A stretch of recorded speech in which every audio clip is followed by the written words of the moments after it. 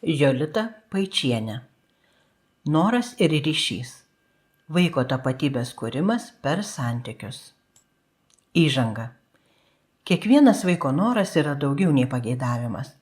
Tai langas į jo pasaulį, kuriame jis kuria savo tapatybę.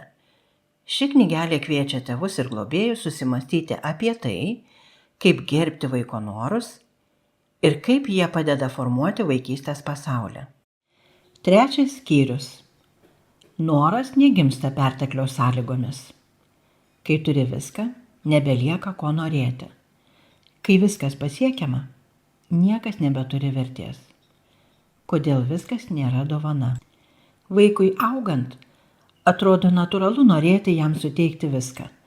Geriausius žaislus, gražiausius drabužius, visas galimybės. Bet kai viskas prieinama, noras nespėja subręsti.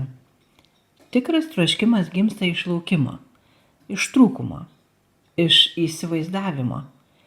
Kai vaikas gauna prieš norėdamas, jis nebespėja išgyventi ilgesio. O ilgesys tai tiltas į kūrybiškumą, vaizduotę, prasmingą santykį. Gyvas pavyzdys. Mergaitė turi pilną lentyną lėlių. Tėvai nupirko jas visų tipų, kad tik būtų iš ko rinktis. Bet ji nežaidžia nė su viena. Vieną dieną, svečiuose pas draugę, ji randa paprastą, kiek apsilančiusią medinę lėlę ir nenori paleisti. Kodėl? Nes tai atradimas, o ne pasiūlymas. Noras pabudo ne iš kiekio, bet iš ryšio. Ką tai mums sako? Suteikti viską reiškia atimti galimybę trokšti.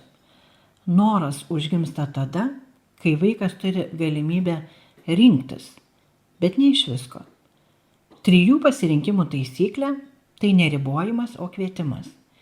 Išmintingas būdas suderinti vaiko laisvę rinktis su saugia struktūra, kuri padeda nepasimesti. 3 variantai. Tai lyg 3 durys, pro kurias vaikas gali praeiti, bet pats pasirenka, kurias atidaryti. Per didelę laisvę sukuria sumaištį, o per maža užgniaužia savastį.